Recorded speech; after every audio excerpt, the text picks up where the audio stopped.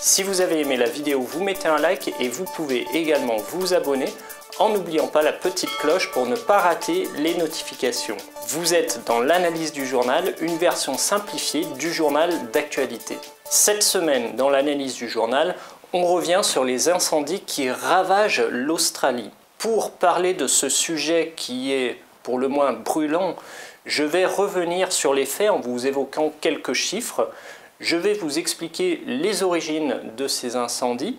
Je vais ensuite vous parler de ce que font les secours face à cette catastrophe.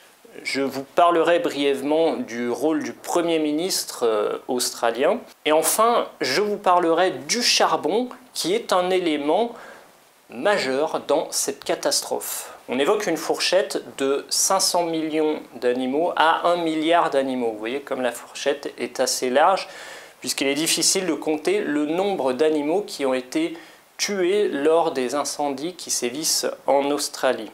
On évoque ensuite le chiffre plus clairement mesurable de 8 millions d'hectares de forêts brûlées lors des incendies. Alors 8 millions d'hectares, pour vous, ça n'évoque peut-être rien, mais je vous rappelle que l'Australie fait environ 800 millions d'hectares, donc 8 millions, c'est à peu près 1% de la surface de l'Australie qui est partie en fumée. Pour comparaison, en Amazonie, il n'y a que 2,5 millions d'hectares de forêts qui ont brûlé. Donc, ces incendies en Australie sont réguliers et chaque année, on note des incendies qui ont lieu sur l'île. La surface des incendies atteint en principe des chiffres tels que quelques centaines de milliers d'hectares. Donc on voit que cette surface de 8 millions d'hectares, elle est non seulement 3 fois plus grande que la surface brûlée en Amazonie, mais on voit aussi qu'en Australie, une telle surface n'a jamais été relevée depuis 2 siècles. Alors je vous parle de l'origine des incendies. L'origine est tout à fait naturelle. Les forêts en Australie sont principalement composées d'eucalyptus. En réalité, l'eucalyptus a besoin que la forêt brûle pour pouvoir se régénérer et faire de nouvelles pousses d'eucalyptus. Donc c'est un phénomène naturel et l'eucalyptus alimente en réalité les incendies depuis des millénaires. En revanche, on peut mettre au crédit du réchauffement climatique une aggravation des dégâts. On a tout d'abord la température globale qui augmente. Et ainsi, on relève le chiffre de plus 1,5 degré de température moyenne en Australie en cette année par rapport à 1990.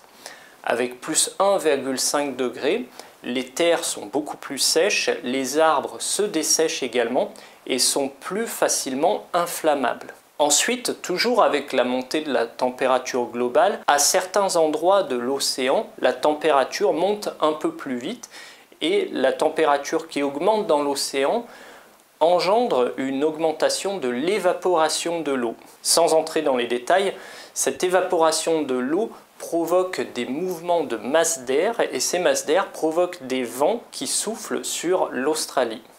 Alors avec ces deux conditions, un sol beaucoup plus sec, des arbres beaucoup plus secs et un vent qui souffle plus que la normale, on a des conditions qui sont propices à des départs d'incendie et à des dégâts qui seront considérables. Face à cette crise, les pompiers sont incapables bien sûr d'éteindre 8 millions d'hectares d'incendies.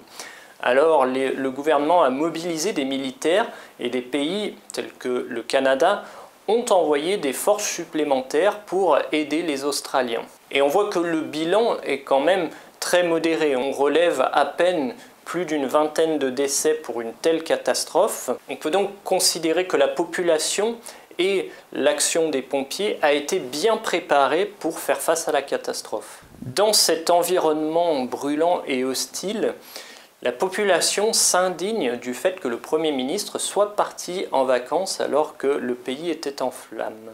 Mais avant de revenir sur le Premier ministre, je veux d'abord faire un point sur le charbon. Le charbon est, selon toute recherche scientifique, la ressource qui est la plus polluante pour créer de l'énergie. Et pour produire de l'électricité, le charbon est la principale source d'énergie.